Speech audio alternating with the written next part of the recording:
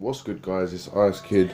I'm bringing a new topic to my videos, which is the new fighter who's getting transferred from one championship, which is the MMA Corporation, to UFC in exchange for Demetrius Johnson. But this guy, Ben Askren, he goes by the name of that. I don't like him. Like, he's in the process of getting transferred, so he's not officially in the UFC. And he's already calling up Nick Diaz, George St. Pierre, all the all-time greatest. And okay, cool, you've got an unbeaten record, but who have you fought? People who have lost in the UFC have fought the best of the best. Like, they haven't fought bums who, do you know what I mean, who no one's heard of. Like, UFC, as far as I know, UFC is the biggest franchise out there for MMA. It's all the best fighters go, and it makes the most money.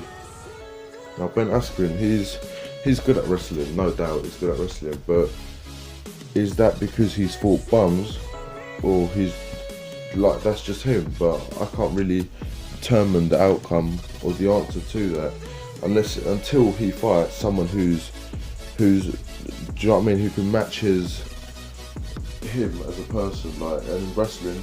Like, I think people who are cocky with wrestling, honestly, I don't know what to say about that, because wrestling, of course, is good. It's your best way to beat the opponent if they're a striker, but wrestling doesn't always go to plan, guys. Like, against a striker, there's strikers in the UFC who've knocked out wrestlers. So him calling out Nick Diaz, this and that, he's the better wrestler, but he's saying he is the better wrestler, so capitalise on that word.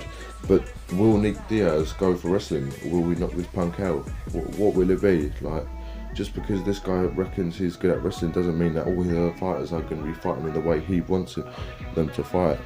But guys, I don't like the way this guy's moving. He's called out Darren Till as well.